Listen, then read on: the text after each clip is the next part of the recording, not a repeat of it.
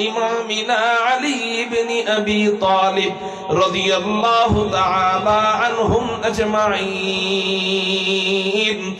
أما بعد فأعوذ بالله من الشيطان الرجيم بسم الله الرحمن الرحيم يرفع الله الذين آمنوا منكم والذين أوتوا العلم درجات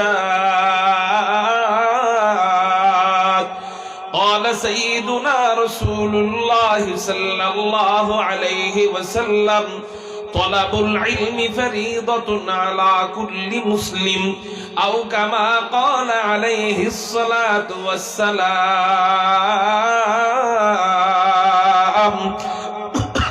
صدق الله مولانا العظيم وصدق رسوله النبي الأمي الكريم ونحن على ذلك لمن الشاهدين والشاكرين والذاكرين والحمد لله رب العالمين شكر درود إبراهيم পড়ি اللهم صل على محمد وعلى آل محمد كما صليت على إبراهيم وعلى آل إبراهيم إنك حميد مجيد اللهم بارك على محمد وعلى آل محمد كما باركت على إبراهيم وعلى آل إبراهيم إنك حميد مجيد مقصده اگر تربیت لال بدخشا مقصد ہوں اگر تربیت لال بدخشا بے سود ہے فٹکے ہوئے خورشید کا پردہ بے سود ہے فٹکے ہوئے خورشید کا پردہ دنیا روایات کے پندوں میں گرفتار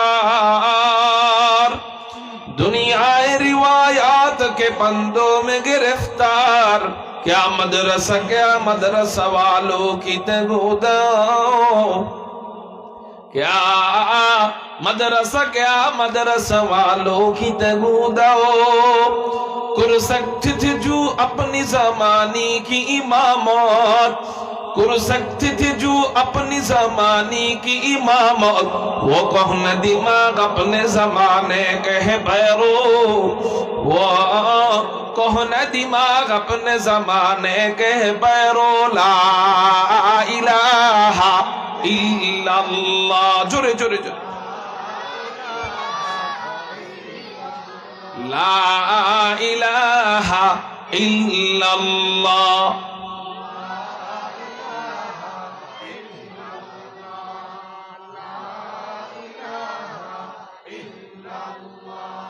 لا الہ الا اللہ لا الہ الا اللہ لا الہ الا اللہ عقید عالم دری عالم عقیدہ نام دری عالم کہ لا معبود الا ہو ولا مقصود فی القونین ولا موجود الا ہو لا الہ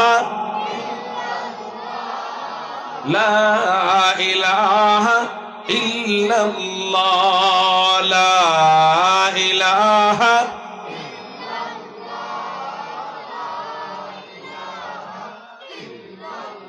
لا الہ الا اللہ محمد رسول اللہ صلی اللہ علیہ وسلم الحمدللہ ঐতিহ্যবাহী রামশ্রী গ্রামবাসীর উদ্যোগে আয়োজিত তাফসীরুল কোরআন মাহফিলে আল্লাহ আমাদেরকে আসার বসার তৌফিক দান করেছেন। এই কনকনে শীতের মাঝেও, এত কুয়াশার মাঝেও আল্লাহ আমাদেরকে মনোনীত করেছেন। এই জায়গার জন্য আল্লাহ আমাদেরকে কবুল করেছেন। এই জন্য দিল থেকে, অন্তর থেকে চিৎকার দিয়ে বলি আলহামদুলিল্লাহ। আমি আপনাদের সামনে একটি আয়াতে কারিমা তেলাওয়াত করেছি। আল্লাহ পাক রব্বুল আলামিন বলেন, আউযু বিল্লাহি মিনাশ শাইতানির রাজীম, বিসমিল্লাহির রহমানির রহিম, ইয়ারফাইল্লাহুল্লাযীনা আমানু মিনকুম ওয়াল্লাযীনা উতুল ইলমা দারাজাত।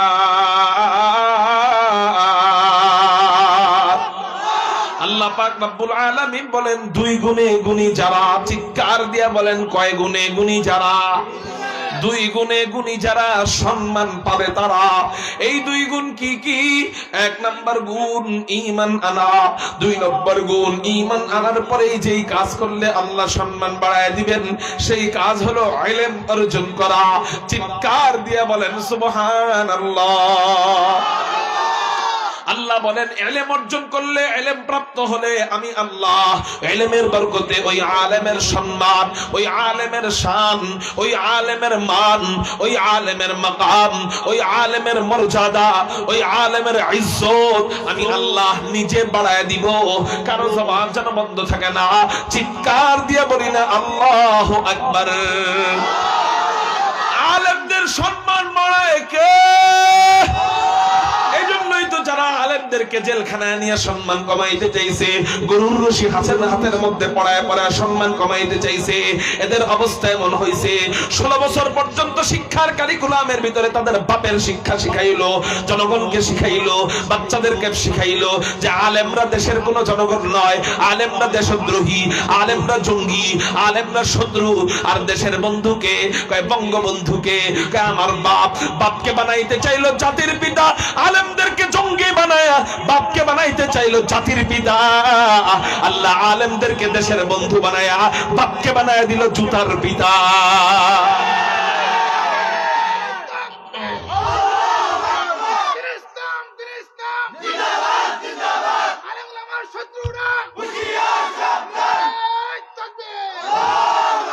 মুহতারাম হাজিরিন, এই জন্য আলেমদের সম্মান বাড়ায় আল্লাহ। তাদের সম্মান নিয়ে ছিনিমিনি খেলবে যে, তাদেরকে অপমান করে দেন আল্লাহ। 2 দিন আগেই যারা আলেমদেরকে রাজাকার বলছে, এদেরকে এখন জেলের মধ্যে ডিম থেরাপি দেয়।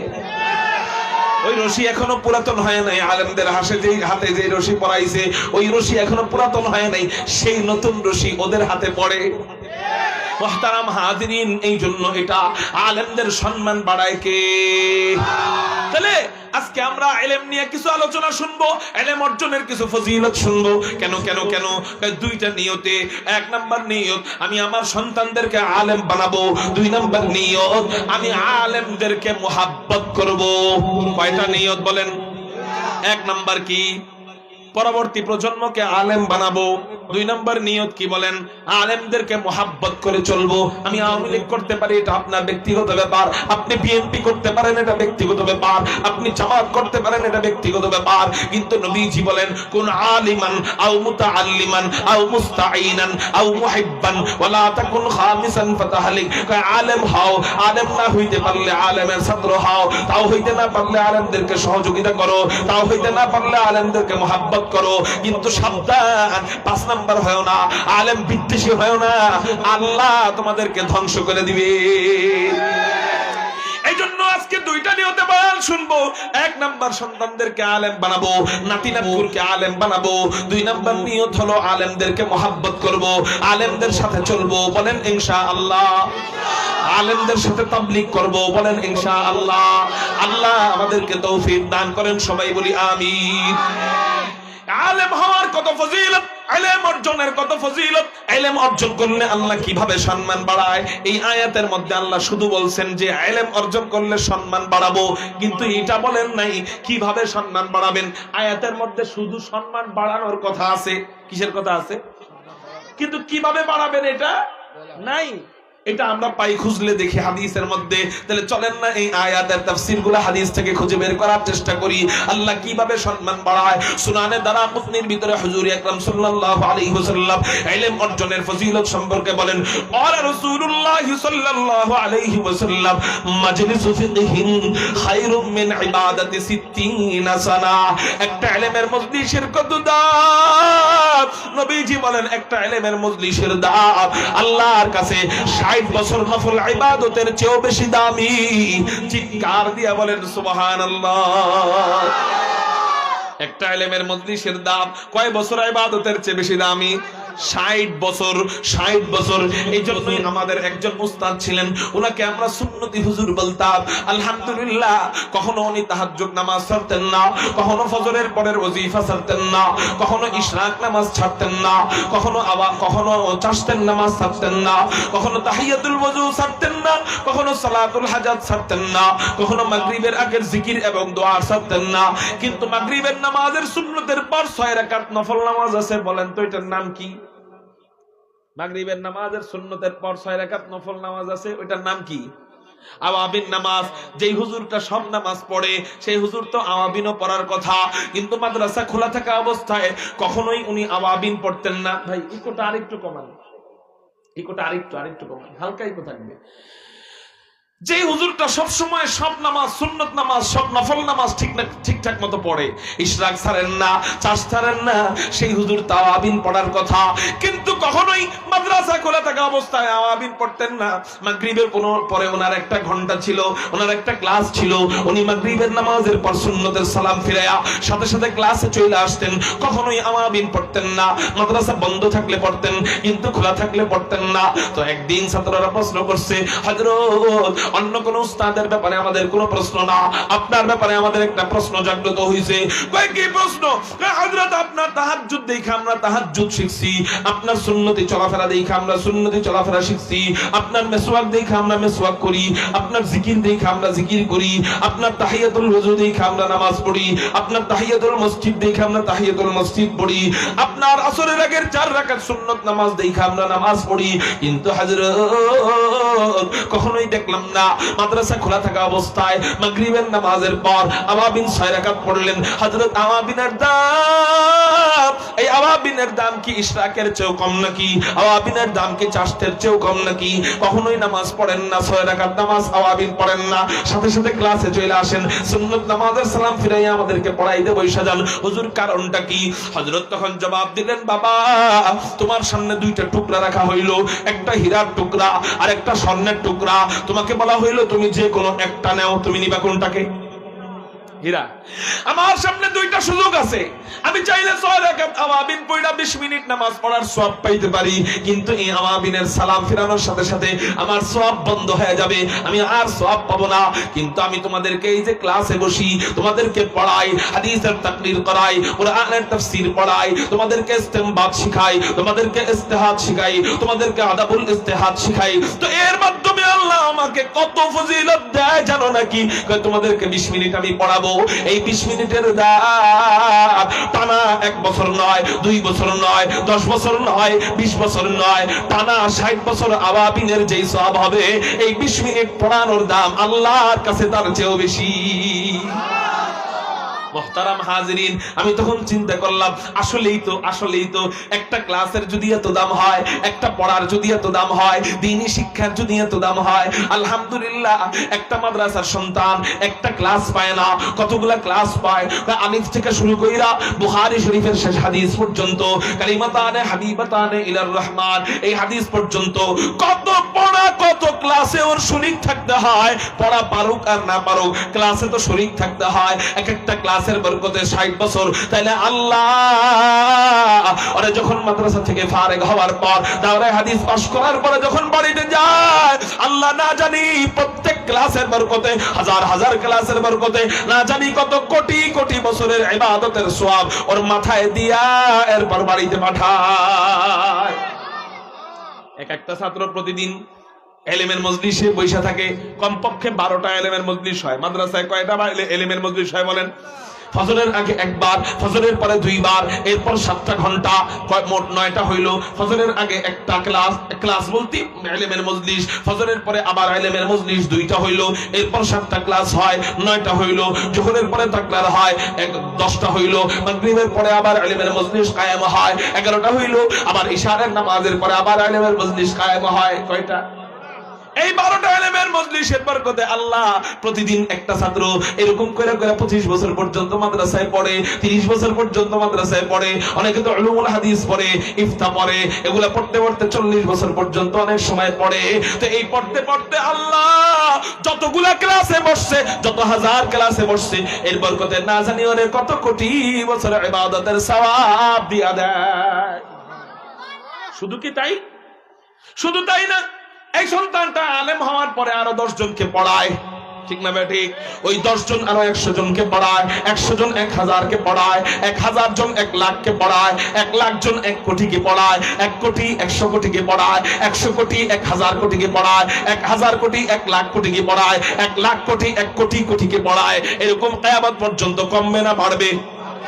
এই যত বাড়বে এর সমান সওয়াব আল্লাহ ওই যে শুরুর ব্যক্তি যে নাকি পড়াইছে ওরে আল্লাহ সমান সওয়াব অথবা সওয়াবের একটা অংশ কিয়ামত পর্যন্ত পাঠাইতেই থাকবে। চিৎকার দিয়া বলেন সুবহানাল্লাহ। হুজুর এটা তো সন্তানের লাভ, ওরে মাদ্রাসায় পড়াইলে এটা ওর লাভ, আমার লাভ তো বললেন না। মিয়া আপনার লাভ কি জানেন নাকি? আপনার লাভ হলো আপনি যদি একা একা নামাজ পড়েন তাহলে আপনাকে আল্লাহ 1 ওয়াক্ত নামাজের সওয়াব দিবে, কিন্তু আপনি যদি কোনো বেনামাজির হাত ধরে বলেন চলো আমি এবং তুমি একসাথে নামাজ পড়বো, ওই বেনামাজির ধরে যদি আপনি নামাজি বানান তাহলে ও যতবার যেত কয় রাকাত নামাজ পড়বে সমান সওয়াব আল্লাহ আপনারে দিবে। তার মানে একটা ভালো কাজের সহযোগিতা কাউকে করলে ওই ভালো কাজের ওই ব্যক্তি আপনার মাধ্যমে যে ভালো কাজগুলো করা শিখবে সমান সওয়াব আল্লাহ আপনারে দিবে। বলেন লা ইলাহা ইল্লাল্লাহ। আমি লা ইলাহা ইল্লাল্লাহ বলাতে জেনে কি পাইছি? আপনারা সবাই মিলে লা ইলাহা ইল্লাল্লাহ আমি বলার কারণে বললেন, আল্লাহ আপনাদেরকেও নেকি দিছে, আবার আপনারা সবাই মিলে লা ইলাহা ইল্লাল্লাহ বলার কারণে আমি বলার কারণে তো বলছেন নাকি? এজন্য এই সওয়াবটা আল্লাহ আমারে দিছে। আপনাদেরকে তো দিছেই, সমান সওয়াব আল্লাহ আমারও দিছে। সুবহানাল্লাহ কোন। এখান থেকে ফলাফল কি দাঁড়াইলো? আপনার একটা সন্তানরে আপনি মাথার গাম পায়ে ফেলায়া টাকাকে টাকা বলেন নাই, জানকে জান বলেন নাই, শ্রমকে শ্রম বলেন নাই, কষ্টকে কষ্ট বলেন নাই, রিকশা চালায়া ভ্যান চালায়া ক্ষেতের ফসল সব বিক্রি কইরা বিটা জমি বিক্রি করে সন্তানের কিতাব কিনে দিয়েছেন, সন্তানকে পড়ালেখা করাইছেন, আলেম বানাইছেন। তো কি হইছে?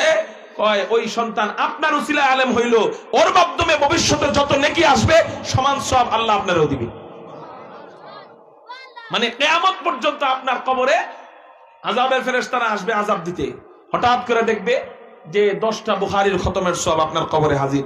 আবার দেখবেন ফেরেশতারা এবার 10টা বুখারীর খতমের সওয়াবের নিয়ামত যখন শেষের দিকে আবার আযাব দিতে আসবে, আবার দেখবেন 10টা কোরআন খতমের সওয়াব এসে হাজির। কিরে এত সওয়াব আসে কোথা থেকে? ওই যে একটা সন্তানকে আলেম হাফেজ বানাইছো, সে যত ছাত্র কিয়ামত পর্যন্ত রাখা যাবে সবার সমান সওয়াব অথবা সওয়াবের একটা অংশ তোমার কবরে আসবে। সুবহানাল্লাহ বলেন। এজন্য সন্তানদেরকে আলেম বানাইলে লস না লাভ? সন্তানেরও লাভ, যিনি আলেম বানাবে তারও লাভ। সুবহানাল্লাহ বলেন। এই হলো 1 নম্বর ফজিলত। 2 নম্বর ফজিলত নবীজি তিরমিজি শরীফের মধ্যে জানায় যায়, ইন্নাল মালাইকা লা তাদাউ আজনিহাতাহা রিজান লিতালিবিল ইলম। নবীজি বলেন একজন তালিবে ইলম যখন মাদ্রাসায় যায়, এখনো আলিফ পারে না, এখনো বা পারে না, এখনো তা শিখে নাই, এখনো আলহামদুলিল্লাহি রাব্বিল আলামিন আর রহমানির রহিম মালিকি ইয়াউমিদ্দিন ইয়্যাকা না'বুদু ওয়া ইয়্যাকা নাস্তাঈন ইহদিনাস সিরাতাল মুস্তাকিম সিরাতাল লাযীনা আন'আমতা আলাইহিম গায়রিল মাগদুবি আলাইহিম ওয়ালাদ-দাল্লিন।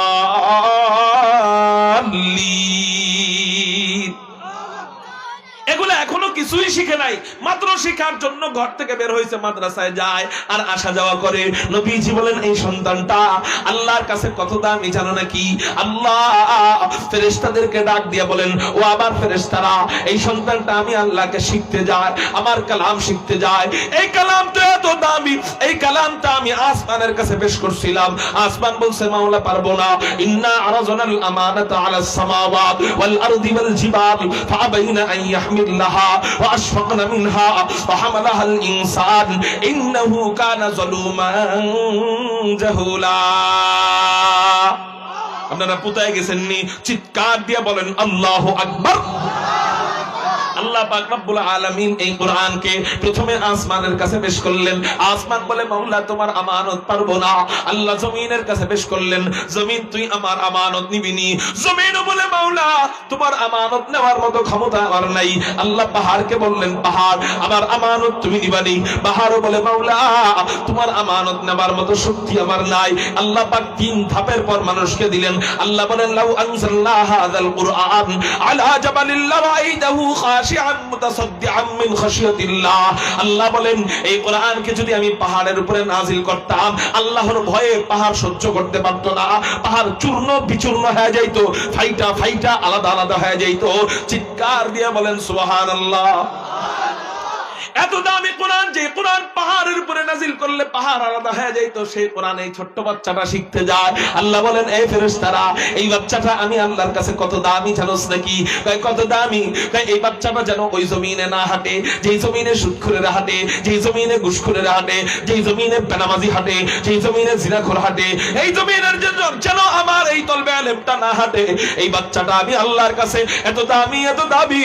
এই বাচ্চার পায়ের নিচে ও ফেরেশতারা তোমাদের নূরের দামি দামি পাখাগুলা বিছায়া দেয়। ফেরেশতাদের নূরের দামি পাখা আপনার আমার বাচ্চার পায়ের নিচে বিছানো থাকে। আপনার আমার সন্তান লাল গালিচার সংবর্ধনা পায়, আমরা কতটা গর্বিত হই। এই আমাকে চিনো তুমি কে? কয় আমি কে, তোমরা আমাকে চিনো। কয় কে? কয় আমার সন্তান লাল গালিচার সংবর্ধনা পায়, গোড়ার ডিমের সংবর্ধনা পায়। লাল গালিচার কি দাম? 1 স্কয়ার ফিটের দাম 40 টাকা, 1 ফিটের দাম 40 টাকা, 50 টাকা, 20 টাকা। কিন্তু আল্লাহু আকবার, ফেরেশতাদের 1 ফিট পাখার দাম কত জানেন নাকি? আল্লাহর কসম করে বললেও ভুল হবে না, উলামায়ে কেরাম বসা, বিশ্বাস না হলে জিজ্ঞাসা করেন। ফেরেশতাদের 1 ফিট পাখার দাম এক পাল্লায় যদি রাখা হয়, আর এক পাল্লায় যদি 7 আসমান 7 জমিন রাখা হয়, 7 আসমান 7 জমিনের চেয়েও ফেরেশতাদের নূরের পাখার দাম আল্লাহর কাছে কোটি কোটি গুণ বেশি। এই পাখা থাকে কোথায়? এই পাখা তলবে ইলম কোরআন ওয়ালা মাদ্রাসার ছাত্রের পায়ের নিচে থাকে। চিৎকার দিয়ে বলেন সুবহানাল্লাহ। এটা শুনলাম দ্বিতীয় নম্বর ফজিলত। এবার আরো দামি কথা শুনেন। নবীজি বলেন ওয়াবানাল্লাহু লিতালিবিল ইলমি ওয়াবানাল্লাহু লাহু বিকুল্লি কদামিন মাদিনাতান ফিল জান্নাহ। কারো জবান যেন বন্ধ থাকে না, চিৎকার দিয়ে বলেন আল্লাহু আকবার। নবীজি হাদিসের মধ্যে জানায় দেন ওয়াবানাল্লাহু লাহু বিকুল্লি কদামিন মাদিনাতান ফিল জান্নাহ। তালবে ইলম যখন মাদ্রাসায় যায়, হাদিসের তরজমা করার আগে, হাদিসের অর্থ করার আগে অন্য একটা কথা শোনাই। জান্নাতে আল্লাহ আমাদেরকে খাট দিবেন। কি দিবেন বলেন? আমরা জান্নাতে ঘুমাবো খাটের উপরে। ওই জান্নাতের খাট যে দিবেন, ওই খাট কত বড়? হুজুর আলোচনা করতেছেন ইলমে দ্বীনের ফজিলত, হঠাৎ করে খাট ঢুকাইলেন কেন? আসেন একটু পরে বুঝবেন কেন খাট ঢুকাইছি। জান্নাতের প্রত্যেকটা নেয়ামত হবে অকল্পনীয় সুন্দর, এটা আমাদের কল্পনার সাথে মিলবে না। আল্লাহ আমাদেরকে ওই আকল দেয় নাই যে জান্নাতের নেয়ামত সম্পর্কে আমরা কল্পনা করতে পারবো। জান্নাতের নেয়ামত হবে আমাদের কল্পনার বাহিরে। এবার আসেন জান্নাতের খাট কল্পনার বাহিরে। এবার আসেন জান্নাতের খাট কত বড়? নবীজি তিরমিজি শরীফ 2য় খণ্ডের মধ্যে জানায় যায় জান্নাতের এক একটা খাট কত বড় হবে।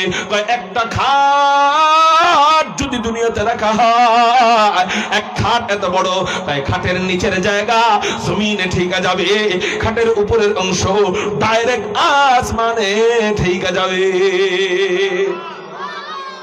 যুক্তিতে ধরেনি, কল্পনায় ধরেনি। বলেন ধরে না? ধরেনি কল্পনায়। কল্পনায় ধরে না বলে এটা জান্নাতি খাট, কল্পনায় ধরে না দেই খাই এটা জান্নাতি খাট। কারণ জান্নাত সম্পর্কে নবীজি বলেন জান্নাতের নেয়ামত এমন যা কোনো অন্তর কল্পনা করতে পারবে। এবার আমার কল্পনায় বুঝে আসুক চাই না আসুক, আমার কল্পনায় ধরুক আর না ধরুক জান্নাতি খাট পুরা দুনিয়ার সমান। সুবহানাল্লাহ কর। এবার আসেন খাটের হাদিস কেন বললাম এখন বুঝবেন। এক খাট যদি এত বড় হয়, এই খাট যে রুমে থাকবে রুমটা কত বড়।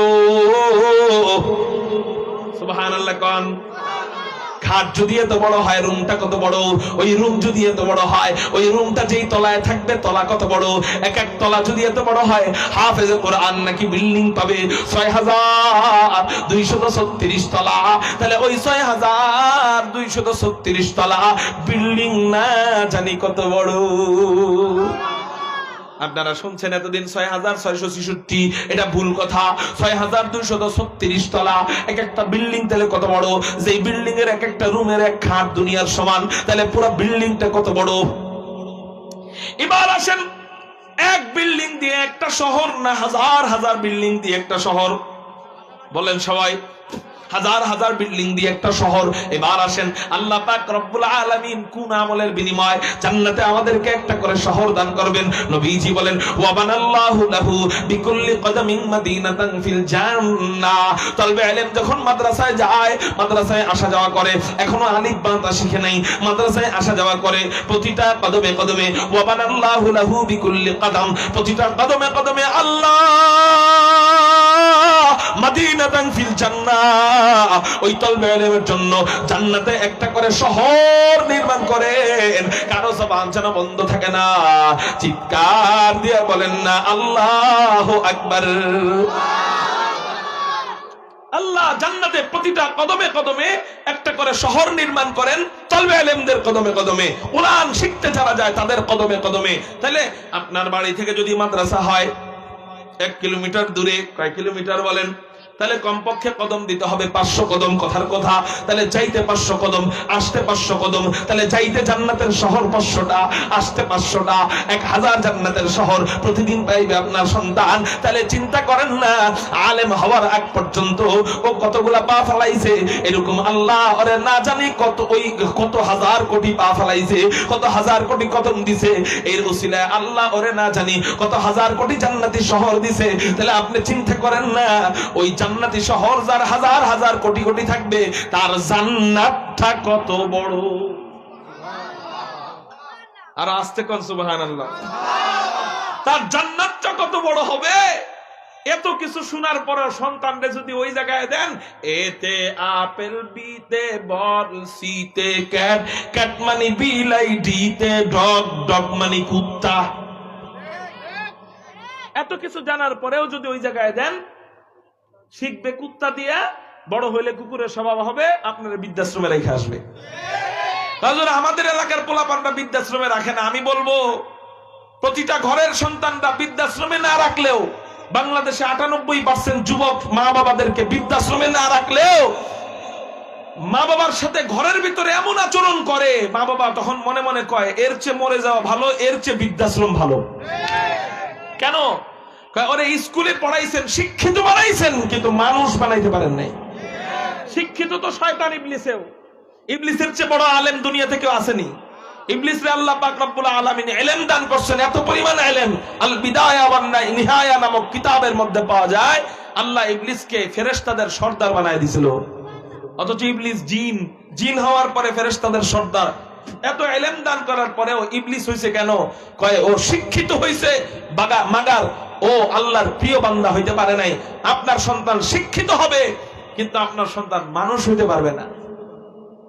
মানুষ বানাইতে চাইলে, বিশ্বাস না হইলে একদিন গাজীপুর যাইবেন, কত জায়গায় ঘুরতে যান, জাফলং ঘুরতে যান, কক্সবাজার ঘুরতে যান, যুবকরা একদিন গাজীপুর বৃদ্ধাশ্রমে যাইবা, যায়া বৃদ্ধ বৃদ্ধা মা বোনদেরকে, দাদা দাদিদেরকে জিজ্ঞাসা করবা, দাদা দাদি, মা বাবা, আপনার কোন জিনিস আপনাকে এখানে রেখে গেছে?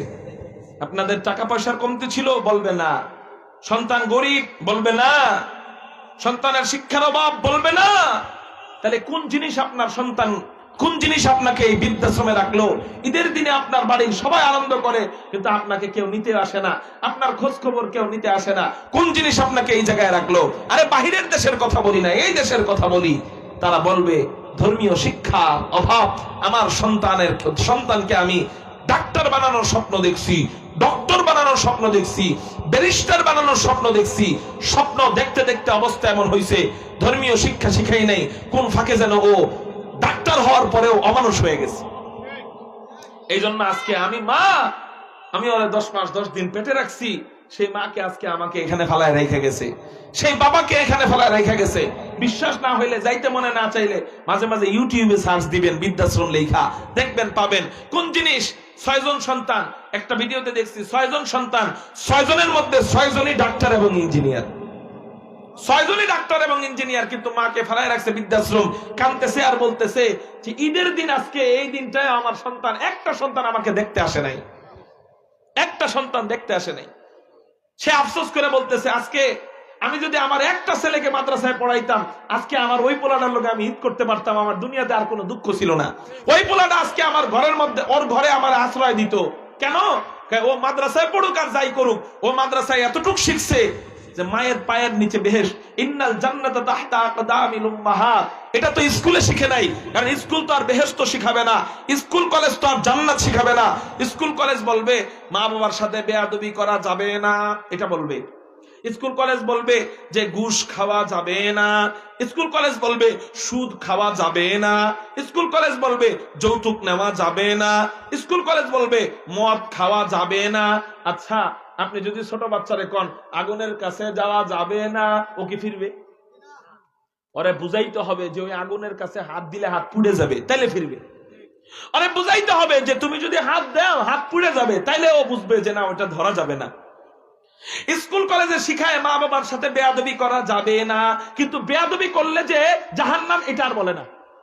এই জন্য ওই কথা আর মনে থাকে না, বড় হওয়ার পরে মা বাবার সাথে বেয়াদবি করে। যৌতুক নেওয়া যাবে না, অথচ প্রত্যেকটা স্কুল কলেজের সন্তানেরা বেশিরভাগ যৌতুক নেয় কিনা? কিন্তু হুজুররা তো নেয় না। কেন নেয় না? স্কুল কলেজেও আছে যৌতুক নেওয়া যাবে না, ইসলামেও আছে যৌতুক নেওয়া যাবে না। পার্থক্য কি?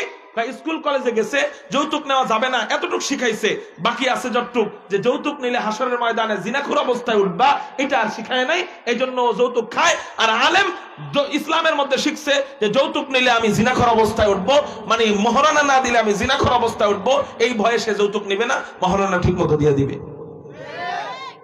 আছে স্কুলে যে মদ খাওয়া যাবে না, বইয়ের মধ্যে আছে, আমি বলবো না নাই, বইয়ের মধ্যে আছে মদ খাওয়া যাবে না। কিন্তু মদ খাইলে কিভাবে জিহ্বা কাটা হবে, মদ খাইলে আল্লাহ কিভাবে রাগ হবে, মদ খাইলে কিভাবে জাহান্নাম, এটা তো নাই। তো ওই ভয় না ঢুকাইলে বুঝবে কেমনে? অতএব শেষে মদখোর হয়ে যেতে পারে, ঠিক না বেঠি? এই জন্য ভাই, কয়দিন আগে আপনার দাদা ছিল, এখন দাদা নাই।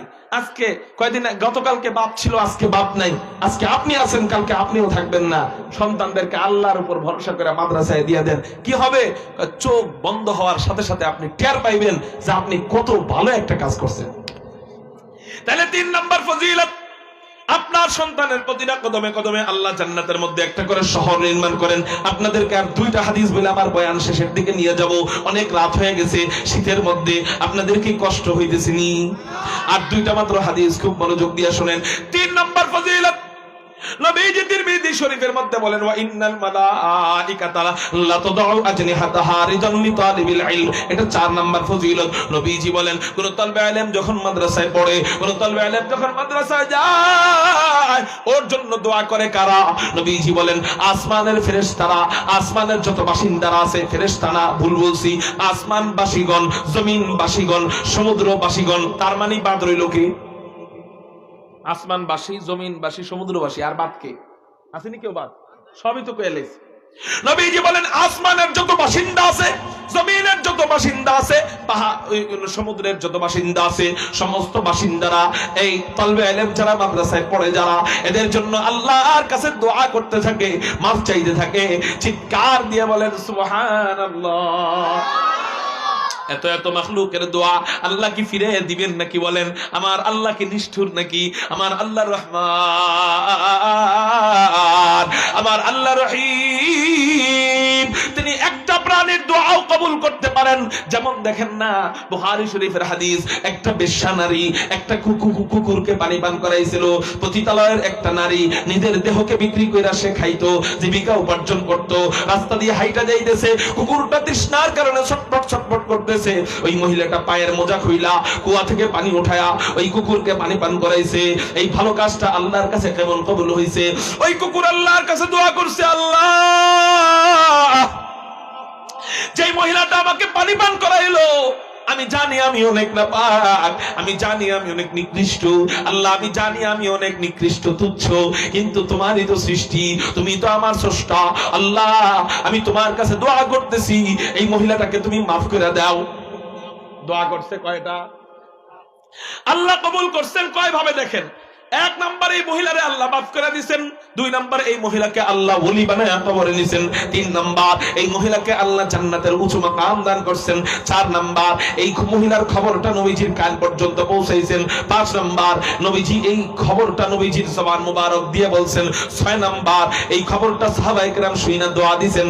সাত নম্বর, এই খবরটা বর্তমানে অব্যাহত রয়েছে, সাধারণ কোনো হাদিস হিসাবে না, সহিহ হাদিস হিসাবে। আট নম্বর, সাধারণ কোনো কিতাবে হাদিস চান্স পায় নাই, কুরআনুল কারীমের পর সবচেয়ে দামি কিতাব যেটা, এই কিতাবের নাম বুখারী শরীফ, এই কিতাবের মধ্যে হাদিস চান্স পাইছে। নয় নম্বর, শুধু চান্স পাইছে তা না, কিয়ামত পর্যন্ত যত আলেম আসবে, যারা নিজেদেরকে আলেম দাবি করবে, তাদের এই হাদিস পড়া আলেম হইতে হবে। এই হাদিস পড়া ছাড়া সে পূর্ণাঙ্গ আলেম হতে পারবে না। 10 নম্বর, এই হাদিস কিয়ামত পর্যন্ত উম্মত শিখবে, শুনবে এবং ইবরত হাসিল করবে। তাহলে বলেন না, কুকুর দোয়া করছে কয়টা? আল্লাহ কবুল করছেন কয়টা? আল্লাহ মহিলার মাকাম বাড়ায় দিয়েছেন কয়টা? 10টা। একটা নাপাক প্রাণী কুকুরের দোয়ার বরকতে যদি আল্লাহ বেশ্যা নারীকে 10টা মাকাম দিয়ে দিতে পারে, সেই আল্লাহ এখন মনে হয় নাই? তো যদি থাইকা থাকে, আপনার আমার সন্তানকে মাদ্রাসায় দিলে সেই সন্তানের জন্য একটা কুকুর নয়, দুইটা কুকুর নয়, তিনটা কুকুর নয়, কোটি কোটি মাখলুক, এমনকি ফেরেশতারা, এমনকি নবীরা পর্যন্ত আল্লাহর কাছে দোয়া করে, আল্লাহ যারা তোমার দ্বীন জিন্দার জন্য শিক্ষা অর্জন করে, যারা তোমার ইসলামকে জিন্দা করবার জন্য শিক্ষা অর্জন করে, আল্লাহ এদেরকে তুমি মাফ করে দাও। তাহলে বলেন না, আল্লাহ এতগুলা প্রাণীর দোয়া কেমনে ফিরিয়ে দিবে? আপনার সন্তানকে আশা করা যায় এর বরকতে মাফ কইরা জান্নাতের উঁচু মাকাম দিয়ে দিবে। ইলম অর্জনের 4টা ফজিলত বললাম। 5 নাম্বার ফজিলত, এটা বইলাই ইলম অর্জনের ফজিলত শেষ। নবীজি হাদিসের মধ্যে বলেন, আচ্ছা তার আগে বলি, আপনারা শহীদের বাপ হইতে চান কারা কারা? আল্লাহু আকবার বলে হাত উঠান। শহীদের বাপ কিসের বাপ? শহীদের দাদা, শহীদের নানা হইতে চাননি? হাত নামান।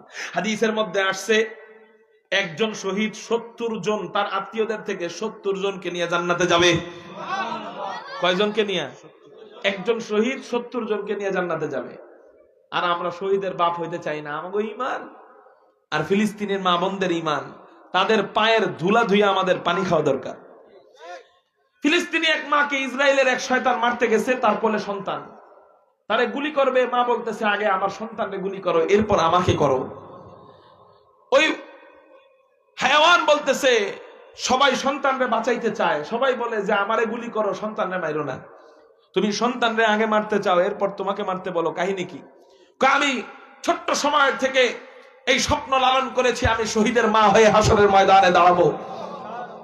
আমাকে যদি আগে মারো, আমার সন্তান এমন হইতে পারে বাইচে যাইতে পারে। আমি শহীদের মা হব, এই স্বপ্ন নিয়া, জীবিত থাকা অবস্থায় এই সুখটা নিয়া আমি কবরে যাইতে পারবো না, আমি মরতে পারবো না। আমি বাইচে থাকতে দেখতে চাই যে আমি শহীদের মা হইছি কিনা।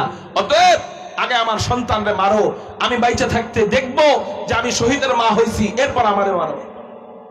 সুবহানাল্লাহ বলেন। এদেরও ঈমান আর আমাগো ঈমান।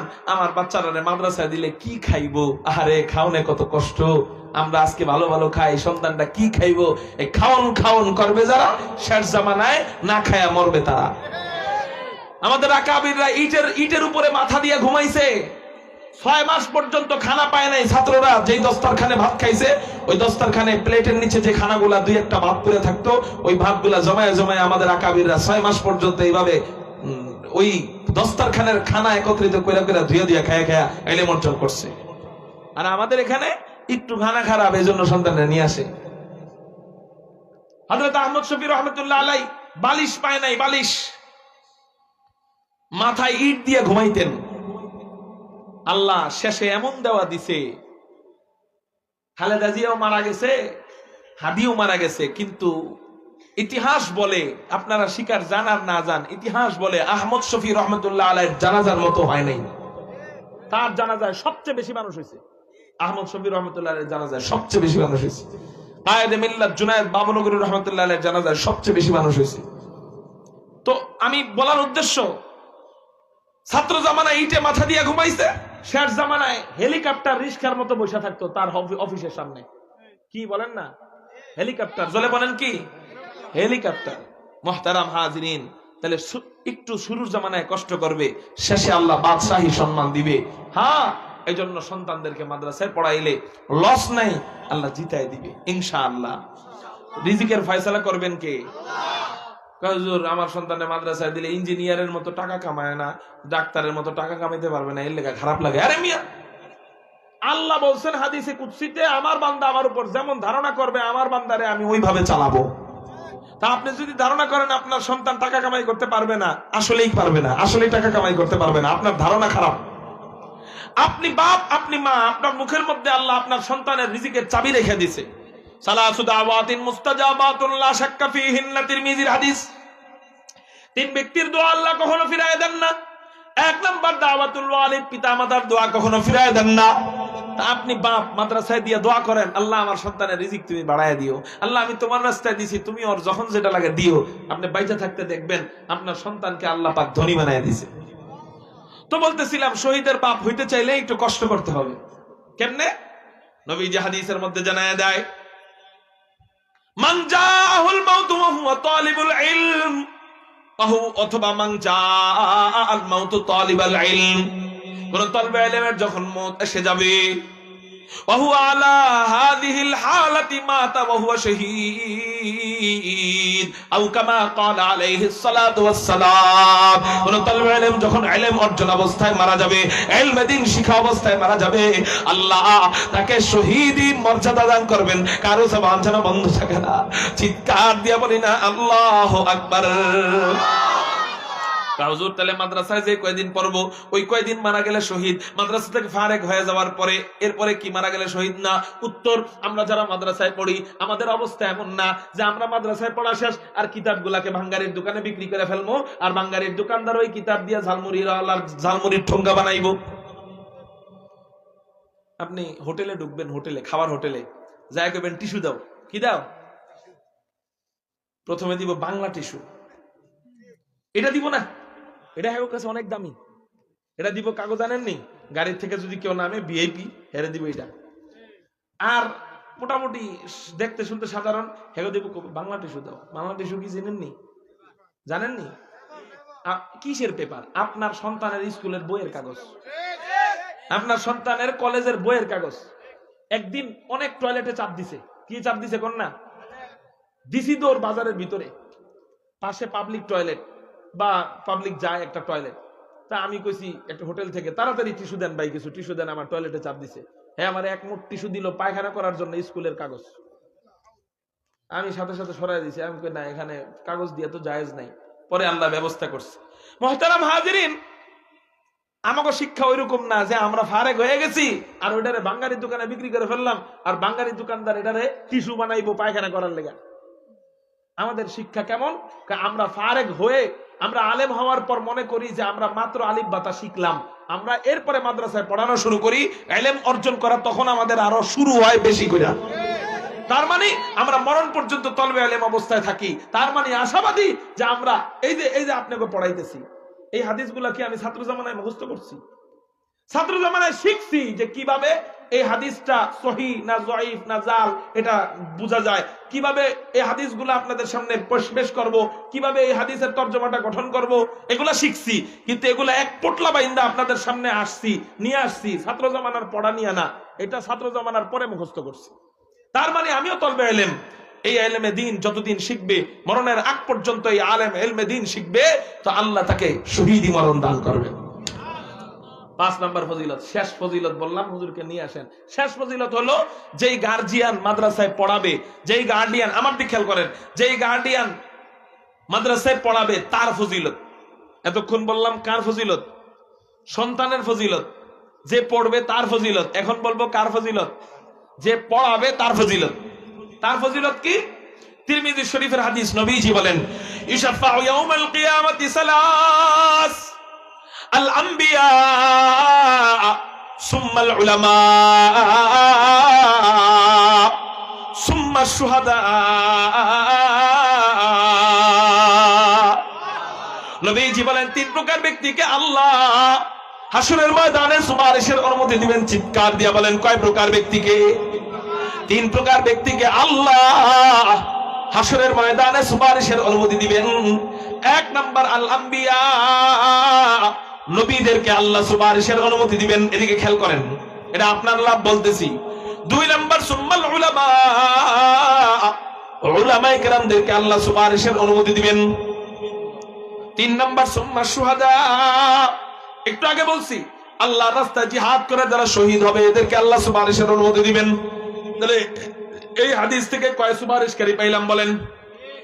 সবাই কোন জোরে? তিন। এক নাম্বার সুম্মাল উলামা আল আম্বিয়া, নবীদেরকে সুপারিশের অনুমতি দিবেন। সর্বপ্রথম আল্লাহ নবীজিকে বলবেন, আমাদের নবীজিকে, রাসূল আপনি মাকামে মাহমুদে চড়েন। নবীজি বলবেন আল্লাহ আপনি আমার মাকামে মাহমুদে চড়তে বলেন না। আল্লাহ আবার বলবেন রাসূল মাকামে মাহমুদে চড়েন। নবীজি বলবেন আল্লাহ আপনি আমার মাকামে মাহমুদে চড়তে বলেন না। আল্লাহ আবার বলবেন হাসরের ময়দানে রাসূল আপনি মাকামে মাহমুদে চড়েন। নবীজি বলেন মাকামে মাহমুদ কি আগে বুঝতে হবে। এই মাকামে মাহমুদে দাঁড়ায় নবীজি তার উম্মতের ব্যাপারে সুপারিশ করবে। সুবহানাল্লাহ। এই মাকামে মাহমুদ হলো উড়ন্ত যানবাহনের মতো। নবীজি এই মাকামে মাহমুদকে বলবেন তাড়াতাড়ি আমারে নিয়া হাসরের ময়দানের অমুক স্থানে নিয়া চল, আমার অমুক উম্মত বিপদে পড়ে যাইতেছে, তাড়াতাড়ি আমাকে নিয়ে চল। মাকামে মাহমুদ অমুক উম্মতের কাছে নিয়ে যাবে। আবার বলবে আমারে মিজানের পাল্লার কাছে নিয়ে চল, মাকামে মাহমুদ মিজানের পাল্লার কাছে নেবে। আবার বলবে হাউজে কাউসারের পারে নে, আবার মাকামে মাহমুদ হাউজে কাউসারের পারে নিবে। আবার বলবে পুলসিরাতের পারে নিয়ে যা, ওই মাকামে মাহমুদ পুলসিরাতের পারে নিয়ে যাবে। এই মাকামে মাহমুদ উড়বে, বিমানের মতো উড়বে। তা আল্লাহ তিনবার বলবেন রাসূল মাকামে মাহমুদে চড়েন। প্রথম দুইবার নবীজি না করবেন, তৃতীয়বার চিন্তা করবেন যে এবারও যদি না করি বেয়াদবি হয়ে যাবে। বন্ধুত্বের খাতিরে দুইবার না করা গেছে, কিন্তু তৃতীয়বার না করা যায় না। এজন্য নবীজি কোন রকম আঙ্গুলগুলো মাকামে মাহমুদের উপরে রাখবেন। আল্লাহ বলবেন রাসূল মাকামে মাহমুদে চড়তেছো না কেন, গরিবসি করতেছো কেন? আল্লাহ বলবেন রাসূল উঠো। নবীজি বলবেন আল্লাহ আমার ভয় হয়, ভয় আমি যদি মাকামে মাহমুদে উঠি, এই মাকামে মাহমুদ যদি আমাকে একা নিয়া উড়াল দিয়া জান্নাতে চলে যায়, তাহলে আমার হতভাগা উম্মতদের অবস্থা কি হবে? আমি আমার উম্মতের ব্যাপারে সুপারিশের অনুমতি পাওয়ার আগ পর্যন্ত একা একা মাকামে মাহমুদে উঠতে পারবো না।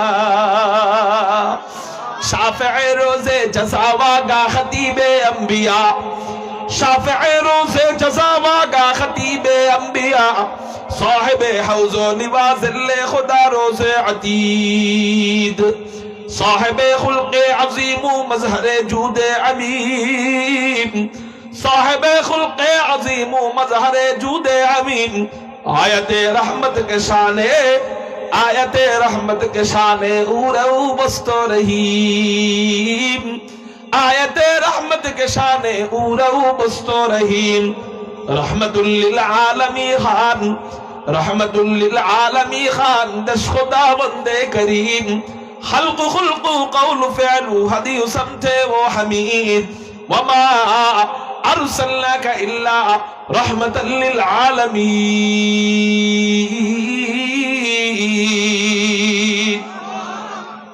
আল্লাহ সর্বপ্রথম নবীজিকে সুপারিশের অনুমতি দিবেন। সর্বপ্রথম নবীজি সুপারিশ করবেন। এরপর নবীজি সুপারিশ করতে করতে করতে করতে করতে করতে একেবারে সর্বশেষ বিশাল এক জামাতকে যখন আল্লাহ জান্নাতি বানায় দিবেন, ওই জামাত থেকে আল্লাহ আরো 12 গ্রুপকে সুপারিশের অনুমতি দিবেন। সবাই বলেন আলহামদুলিল্লাহ। হযরত চলে আসছে, বলেন আলহামদুলিল্লাহ। আমি শেষ হাদিসটা একটু শেষ করি না? আসসালামু আলাইকুম। ওয়ালাইকুম আসসালাম ওয়া রাহমাতুল্লাহ। কেমন আছেন? ভালো আছেন? তাহলে বলেন সর্বপ্রথম সুপারিশের অনুমতি দিবেন কাকে? হাদিয়ে কুল ফখরে রাসূল ইমামুল আম্বিয়া সাইয়্যিদুল আম্বিয়া সাইয়্যিদুল খালায়েক আহমদ মুজতাবা মুহাম্মদুর রাসূলুল্লাহ সাল্লাল্লাহু আলাইহি ওয়াসাল্লামকে বলেন না সাল্লাল্লাহু আলাইহি ওয়াসাল্লাম। এটাকে বলা হয় শাফাআতে কুবরা। শাফাআতে কুবরার অধিকারী হবেন একজন, আদম নয়, মুসা নয়, ঈসা নয়, ইব্রাহিম নয়, নূহ নয়, ইয়াহইয়া নয়, জাকারিয়া নয়, লূত নয়। একজনকে সুপারিশের অনুমতি দিবেন, তিনি হলেন সরকারে দো জাহান, রাহমাতুল লিল আলামিন, সাইয়্যিদুল মুরসালিন, সাইয়্যিদুল খালায়েক, আহমদ মুজতাবা মুহাম্মদুর রাসূলুল্লাহ সাল্লাল্লাহু আলাইহি ওয়াসাল্লাম। নবীজি সুপারিশ করার পরে বিশাল একটা জামাত যখন জান্নাতি হয়ে যাবে, ওই জামাত থেকে আল্লাহ আরো 3টা গ্রুপকে সুপারিশের অনুমতি দিবেন, মোট আরো 12টা গ্রুপকে। কয় গ্রুপকে? কিন্তু এই হাদিসে আছে 3টা। এক নাম্বার আল আম্বিয়া, এখন আর আন-নবীনা, আল আম্বিয়া সব নবীদেরকে সুপারিশের অনুমতি দিয়ে দিবেন, এটাকে বলা হয় শাফাআতে সুগরা। এরপর 2 নাম্বার সুম্মাল উলামা, উম্মতের মধ্যে আলেম যারা, যে আলেমদের গায়ের মধ্যে তাঁতি ভাইরা ইট মারে, যে আলেমদের মাথার মধ্যে তাঁতি ভাইরা আঘাত করে রক্তাক্ত করে, যে আলেমদেরকে নদীর মধ্যে, তুরাগ নদীর মধ্যে ফেলায় শহীদ করে, যে আলেমদেরকে শাপলা চত্বরে রক্তাক্ত করেছিল হাসিনা, এই আলেমদেরকে আল্লাহ সুপারিশের কাজ করায় দাঁড় করায় বলবেন সুপারিশ কর, সুবহানাল্লাহ বলেন। 2 নাম্বার। 3 নাম্বার সুম্মা শুহাদা, শহীদদেরকে সুপারিশের অনুমতি দিবেন, 12 গ্রুপকে সুপারিশের অনুমতি দিবেন। এর মধ্যে 4 নাম্বার আরেক হাদিসে আছে, ইবনে মাজাহ শরীফের হাদিস, হাফেজ বানালে ওয়াশাফাহু ফি আশরাতিন মিন আহলি বাইতিহি ক্বাদ ওয়াজাবাত লাহুমুন নার, একজন হাফেজ কমপক্ষে 10 জনকে সুপারিশ করে জান্নাতে নিবে, সুবহানাল্লাহ। এবার আসেন তাইলে কয় গ্রুপ পাইলাম সুপারিশ করবে? 4 গ্রুপ। এই হাদিস থেকে 3, আরেক হাদিস থেকে 1, মোট কয়টা হইলো? 4টা। প্রথম নাম্বার নবীগণ। নবীগণের বাপ হইতে পারমু? সম্ভব নি। 2 নাম্বার আলেমগণ, তাহলে আলেমগণের বাপ হইতে পারমু? সম্ভব নি। দাদা হইতে পারমু? সম্ভব নি। আলেমদের নানা হইতে পারমু? সম্ভব নি। আলেমের বড় ভাই হইতে পারমু? সম্ভব কিনা? গেল। 3 নাম্বার শহীদগণ। শহীদের আব্বা হই কি হই না এটা তো আল্লাহ জানেন, এটা আমি নিশ্চিত জানি না। কার কে কি মরণ হবে এটা জানেন কে? তাহলে নবীদের বাপ হইতে পারলাম না, শহীদের বাপ হবো কিনা নিশ্চিত না। দুইটা শ্রেণী আলাদা হলো। রইল আলেম, আলেমের আব্বা হইতে পারবো চেষ্টা করলে। 4 নাম্বার হাফেজ, তাহলে হাফেজদের আব্বাও কিন্তু হওয়া যাবে না? তাহলে রইল কয় গ্রুপ? 2 গ্রুপ, হাফেজ আলেম, হাফেজ আলেম। তো গার্ডিয়ানের কি লাভ? আমি যদি একটা সন্তানকে কষ্ট করে হাফেজ আলেম বানাই, ওই সন্তানটা হাসরের ময়দানে সবার আগে যিনি হাফেজ আলেম বানাইছে তার কথা কইব, সবার আগে মা বাবার কথা কইব, ঠিক না ঠিক? এটাই আমার লাভ। এই জন্য কারা কারা নিয়ত করবেন, পাক্কা ওয়াদা যারা দিবেন তারা হাত উঠাইবেন, খামাকা হাত উঠাইবেন, আল্লাহর কাছে ঠেকবেন যে হুজুর আমি আমার সন্তান, আমার পরবর্তী প্রজন্মকে আল্লাহর দিকে তাকায় আলেম বানানোর জন্য মাদ্রাসায় দিয়ে দিব। আল্লাহু আকবার বলে হাত উঠান। মাশাআল্লাহ, রাজি আছেন ইনশাআল্লাহ? হাত নামান। এই যে এখানে হাফিজিয়া মাদ্রাসা আছে, এখানের পড়ালেখার ব্যাপারে আমি শুনছি ভালো, আপনি এখানে দিয়েন। যদি এখানে আপনার ভালো না লাগে তারপরও আপনাকে বলবো যে আপনি মাদ্রাসা থেকে নিয়ে যায়েন না, দূরে সরায়েন না, আপনার যে মাদ্রাসা ভালো লাগে ওইটাই দেন। এখানে যেহেতু আছে সেই হিসাবে প্রথমে এখানে দেন, তারপরে যদি ভালো না লাগে দূরে কোথাও দেন, তাও দেন। আল্লাহ আমাদের সন্তানদেরকে হাফেজ আলেম বানানোর তৌফিক দান করেন। আল্লাহ ওদের জেহেনকে খুলে দেন। আল্লাহ ওদেরকে ইলমের জন্য কবুল করেন। আমিন। ওয়া আখিরু দাওয়ানা আনিল হামদুলিল্লাহ। আসসালামু আলাইকুম ওয়া রাহমাতুল্লাহি ওয়া বারাকাতুহু।